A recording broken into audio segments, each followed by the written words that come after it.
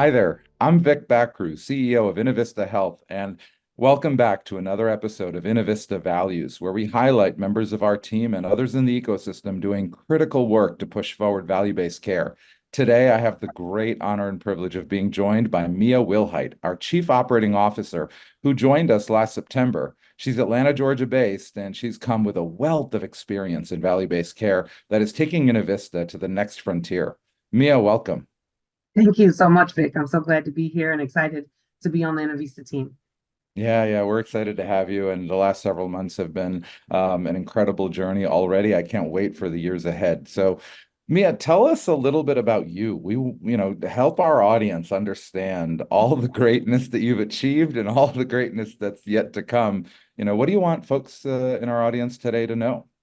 Sure. Well, I would say the beauty of knowing me is to know that at my core, I'm truly just a people person. And so I think the greatest title, honestly, that I wear most days is TT. I am an aunt of many, and they are my babies in all things. And, we work hard, we play hard. We are brave. And so we do a lot of things that honestly translate into the work that I do in reference to treating people well, motivation, making sure that we're standing in the gap to be in a space of service. Yeah, absolutely. No, I couldn't agree more with that. And a lot of that friendliness and that approachability, I would say, at least for me, certainly comes across in the day to day. How do you think about more broadly the value-based ecosystem and what we need to achieve as a next step? Where are we going from here in your view? Sure. So, one, I appreciate that question because it always gives us the space to recognize the respect for what was, acknowledge where we are today, but also continue to plan for the future. And so, when you think about where we're headed, not only in the Innovista space, but also just from a global, healthcare value-based care proponent, we need to be mindful of the coordination of care. I think we've often found the silos of what does it mean to have great data? What does it mean to have great process? What does it mean to have great provider and or patient engagement? But the true magic is formed when they all come together. And when you recognize that the dependency of each other is truly what creates the great health outcomes and the success of where you break down the barriers of what's truly keeping us apart. And so from an Innovista lens, that's where we're headed. From a what will we do to make our mark on not only the great state of Texas, the great state of Illinois, but in the states beyond, and in the across Blue Shield space, we will absolutely make sure that we're able to form the appropriate coordination. Yeah, that all makes sense. I remember back to the dinner we had actually in Atlanta, Georgia, if I recall, Mhm. the recruiting process last summer. And one of the things that we probably most geeked out about, I would say, was diversity, equity, inclusion, and in particular, this notion of creating psychological safety for a team. Now, Innovista has gone through a tremendous amount of change over the last few years. Help our audience understand a little bit about how you approached creating an environment with psychological safety and importantly, making sure that diverse talent feels heard and seen. Sure. I think the first is you have to, one, be comfortable acknowledging when it doesn't exist. If you Mm, attempt to walk in a space where you assume everyone is safe, that assuming will put me in a difficult place to then be a leader and a peer to the team. And so, one, it's founded in not assuming it doesn't exist, but also treating people in a manner, not necessarily just how you would be treated, but the right way, treating people in a way that maximizes what respect means to merely share space and what it means to be okay with bringing people along for the journey.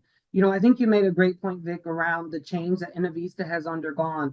And yeah, so, walking in last September, I walked in with a sensitivity to what that change means, recognizing that I may be their first leader change, or I may be in, high single digits, low double digits at this point, based on how long they had been at the company. And yeah. so sensitive to hearing from them and wanting them to know that I value them on the team, but also wanting them to know that it's okay that maybe we haven't always been perfect or gotten everything right. We're going to find ways to maximize what we can do together. And so it's the elevating of opportunity while also being sensitive to strengths that individuals have and being able to also elevate those. Yeah, absolutely. Mia, what keeps you going? What's your North Star? How do you think about, sort of waking up each day and tackling probably one of the hardest things to do in the business world, certainly, and moreover in healthcare, which is lead operations in an environment focused on value-based care. And we haven't figured it out as an ecosystem yet. There's a lot more on the Right. horizon that we have to figure out. So going through these tumultuous waters at times, whether it's payer relationships or provider change management or its patient impact. There are so many elements to this domain. What keeps you going? What's your North Star? What do you focus on? Sure. And so while I know that we are in a heavy value-based care environment, the reality, Vic, is that what keeps me going is the opportunity to serve, the opportunity to really impact people in a meaningful way. When you think of healthcare, 90+% of us chose this field recognizing that the people who we're serving probably don't want to be here. And whether they're coming to us for support, for help, or it's a friendly push from a family member or friend, when you get the chance to impact not only your team's lives, but the lives of individuals who are then receiving that care, it's meaningful and it touches you in a way where you can't help but want to give them your best. And so I've recently had the chance to actually step into the shoes of patient, not only for myself, but also for some very close family members. And it's very much a renewing space where you get to see, not only the organization you love, but the environment that you cared so deeply for and have put your time and energy in, to return it in a manner where you're comfortable and you're confident and you're proud of what you're doing. And so I think what keeps me going is the patient impact. It's the families we're touching. And ultimately also it's the teams we're building. I may be a force in the sense of a good bit of the organization rolls up through me, but the reality is the team is what matters.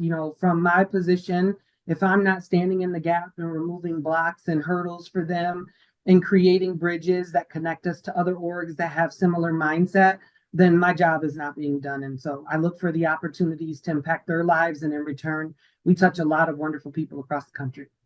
Yeah, no, I couldn't agree more with almost literally everything that you just said. It's one of the things that I think we connect most on, which is that idea that you put the member and the patient at the center of what you do, and you support the team in achieving a lot of those patient outcomes that we're trying to drive forward on behalf of our various stakeholders, naturally the patient member themselves, but then also the providers we serve through client relationships or the payers that we serve, also, through a variety of different forms of relationship, whether it's taking on the risk from them or whether it's providing services in exchange for their support. So very, very helpful to understand a little bit about your mindset of leadership and the orientation around service.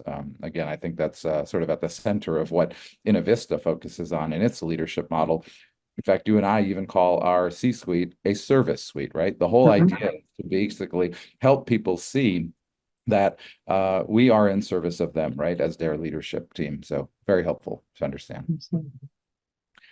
Let's shift gears a little bit and talk about lines of business. And in particular, you've got commercial, Medicare, Medicaid, the exchange or retail marketplace, and a variety of other types of opportunities to be important in value-based care. Where's the opportunity in this next decade, do you think, right? As you think about the future and building for the future, you are doing a lot of building right now. In fact, there are tears maybe behind those smiles. They are. Certainly for me, there And are. gray hair forming. Yeah, well, some of us lost there. It didn't even go to gray. It said, forget it. We are leaving your head. So we get it.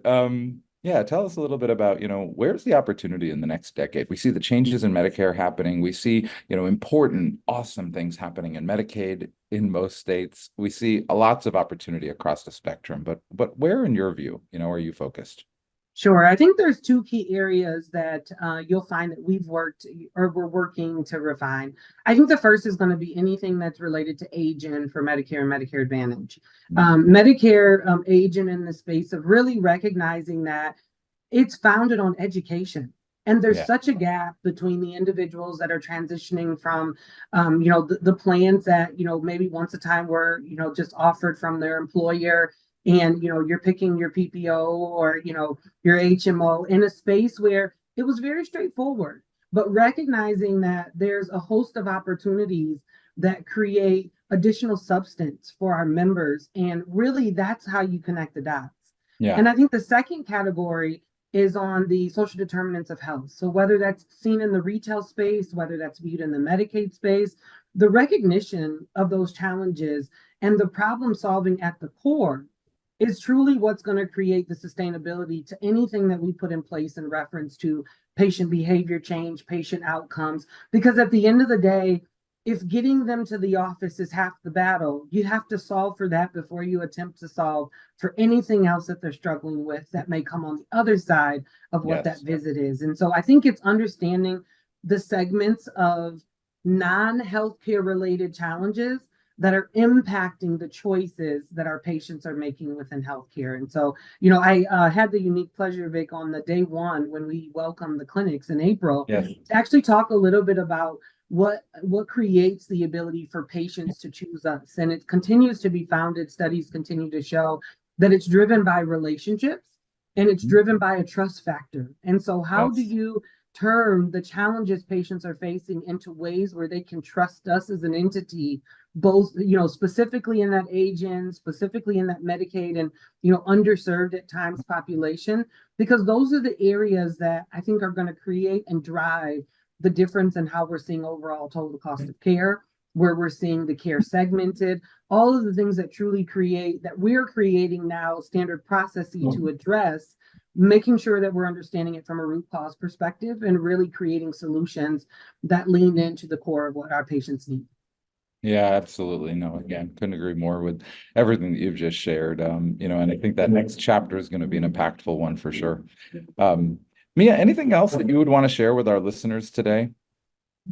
I think the only other thing I would share with our listeners is that to remember we're on a journey. The reality is while we each are striving to do our absolute best in the space we're offered in healthcare, the reality is that we are truly better together, and the journey of what we create really sits in the power of us being able to determine what truly is best for our patients and executing upon it. So I look forward, to the continued relationships, not only within Innovista, but outside, that we will create from partnership perspective, but also, maybe coordinated care and things of that nature. But excited to be here and excited to where healthcare is going and to be a leader in that space.